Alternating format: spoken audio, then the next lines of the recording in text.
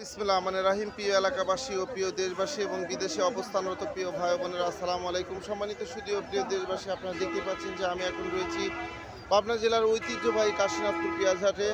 আপনারা জানেন যে কাশীনাথপুরের আশেপাশের মানুষের আয়ের প্রধান উৎস হলো কৃষি, অর্থাৎ কৃষি স্বনির্ভরশীল এই এলাকাটিতে কৃষকেরা মাঠে বিভিন্ন ধরনের ফসল ফলিয়ে সে সকল অর্থকারী ফসলগুলো হাটে নিয়ে এসে বিক্রি করেন।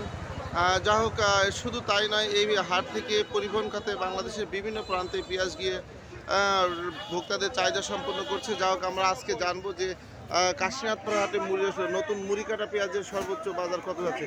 কাকা, কাশীনাথপুর হাটের নতুন মুড়ি কাটা পেঁয়াজের সর্বোচ্চ বাজার কত যাচ্ছে?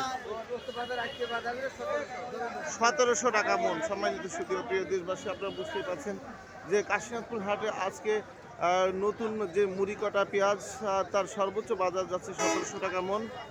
দেখতে পাচ্ছেন যে বিভিন্ন এলাকা থেকে যে কৃষকেরা তাদের এই অর্থকারী ফসলটি হাটে নিয়ে এসেছে, বুঝতেই পারছেন। যাই হোক, আজকে আমরা জানবো আবার একটু যে আসসালামু আলাইকুম ভাই।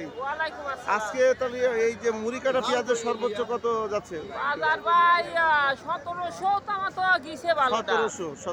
যাই হোক, 1700 বিক্রি করে কি কৃষকের কোনো মানে লাভ হচ্ছে নাকি আসলে কৃষকেরা ক্ষতির সম্মুখীন? 1700 বীজ বেচে 2000 টাকার বেশি মনে পড়েই গেছে। 1700 টাকা বেচে কি আর বীজ গৃহস্থর চালান বাড়ি যায়? আচ্ছা, যাই হোক, কৃষকেরা যে দাম যাচ্ছে এতে কৃষকদের অনেক লসের সম্মুখীন হচ্ছে, কেননা 2000 টাকার উপরে তাদের যে মন হিসাবে পড়েছে।